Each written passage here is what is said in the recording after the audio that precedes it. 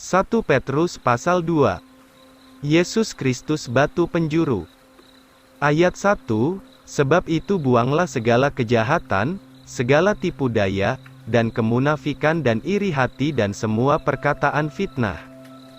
Seperti bayi yang baru lahir, inginlah akan susu firman yang murni supaya kamu boleh bertumbuh olehnya.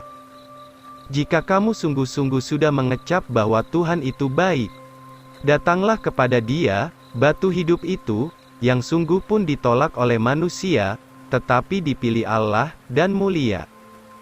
Kamu juga, sebagai batu-batu hidup, dibangun menjadi sebuah rumah rohani, suatu imamat yang kudus, untuk mempersembahkan kurban-kurban rohani, yang berkenan kepada Allah oleh Yesus Kristus.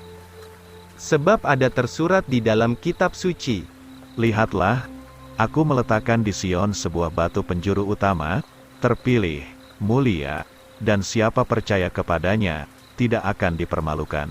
Sebab itu kepada kamu yang percaya, ia itu berharga, tetapi kepada mereka yang tidak taat, batu yang telah ditolak oleh tukang-tukang bangunan itu, sudah menjadi kepala penjuru.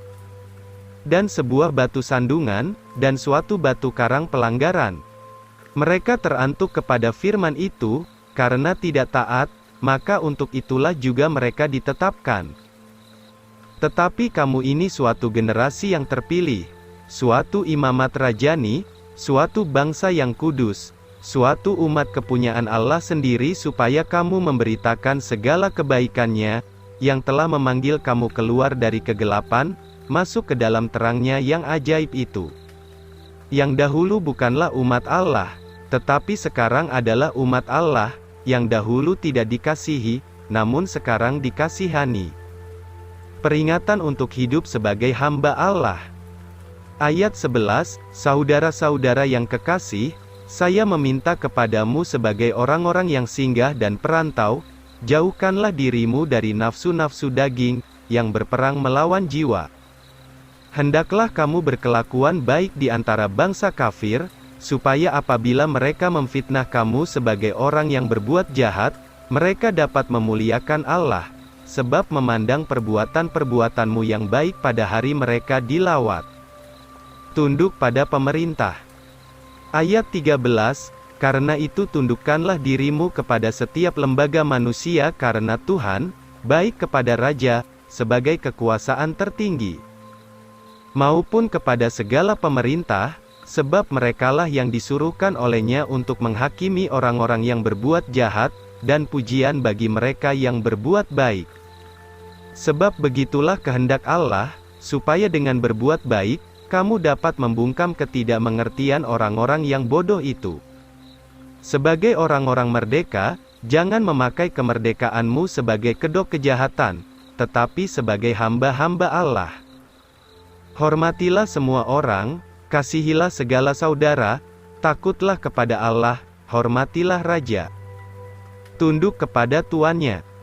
Ayat 18, hai segala hamba, tunduklah kepada tuan-tuanmu dengan sehabis-habis takut, bukan hanya kepada yang baik dan ramah, melainkan juga kepada yang bengis.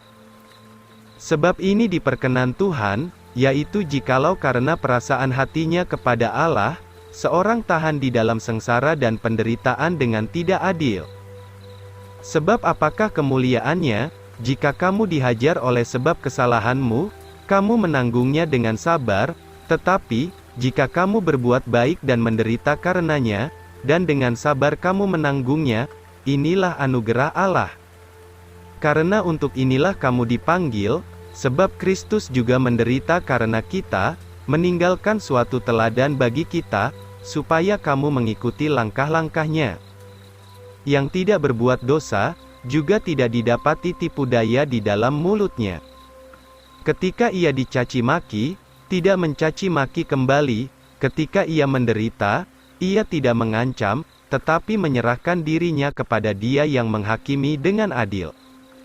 Ia sendiri yang menanggung segala dosa kita di dalam tubuhnya sendiri di atas kayu salib, supaya kita yang mati dari segala dosa, boleh hidup untuk kebenaran. Oleh bilur-bilurnya kamu sudah disembuhkan. Sebab kamu dahulu seperti domba yang sesat, tetapi sekarang sudah kembali kepada gembala dan pemelihara jiwamu.